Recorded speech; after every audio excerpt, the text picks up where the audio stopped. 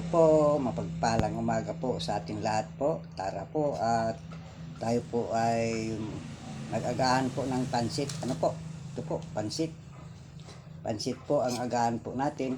Ano po?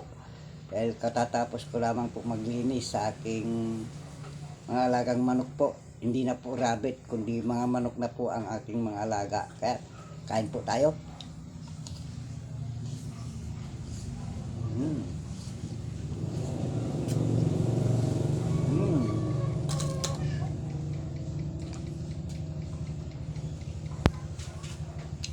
Sarap po, ano po. Sino po, kumusta na po kayo? Nag-agaan na po ba kayo? Ito, katatapos ko na kapulang po maglinis sa aking kulungan ng aking mga manok.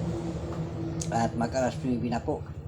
Na bumili pa po ako kaninang bumbilya doon po sa laod. Sa hardware po. Kaya tuloy sumaglit po ako ng pag-agaan po na pansit. Ano po?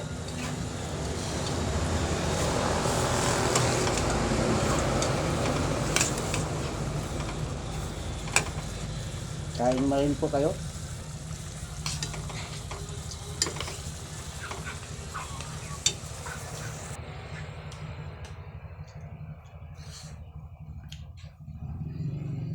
Sarap kumain po. Tsaka yung manok pala pag malalaki na, lagi po silang hinihingal. Kinakailangan din po nila pala ng ng malamig na klima po.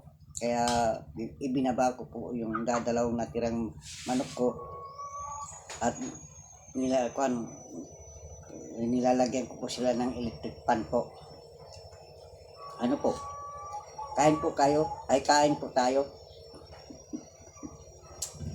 Hindi po si tatay po ninyo o kaya lolo po.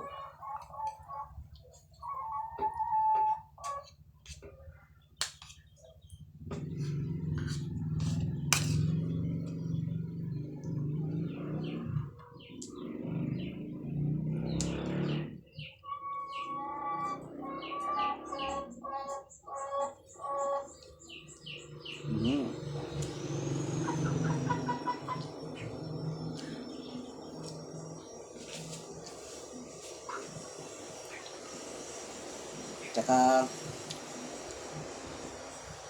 pinapaabot ko po ang papasalamat ko po sa inyo mga kaibigan.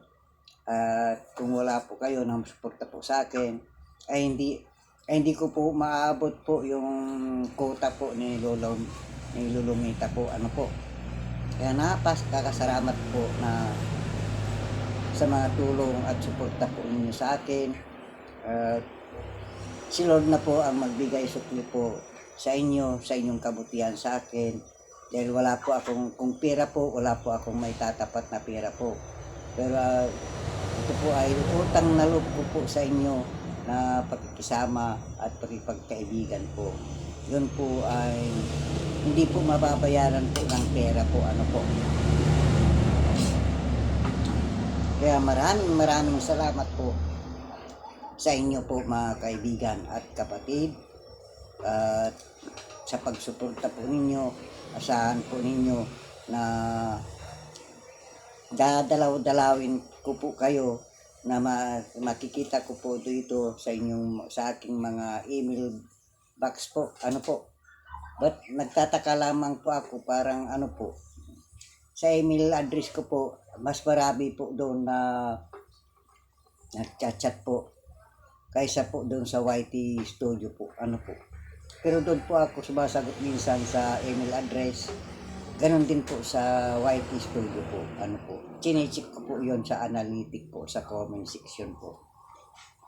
Kaya lang, hindi ko alam kung ilang hours na po yung watch hour ko po dahil na pansamantala po na itinigil ko po dahil hindi ko po maasikaso na araw-araw po na nagla-live stream. Ano po? Dahil minsan nahiya po ako sa tsura ko po. Ito po, ano po.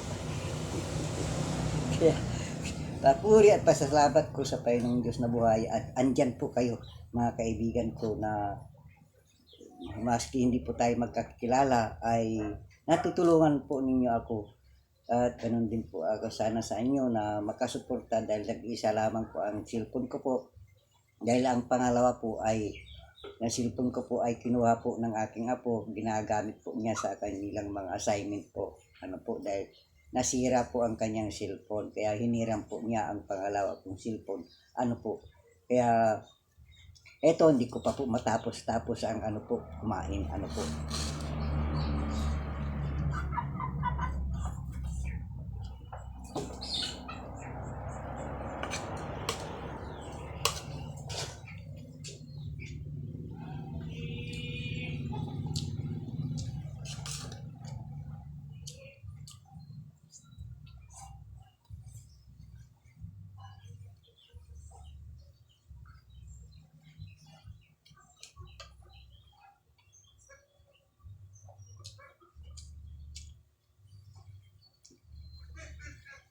Magbababay na po ako.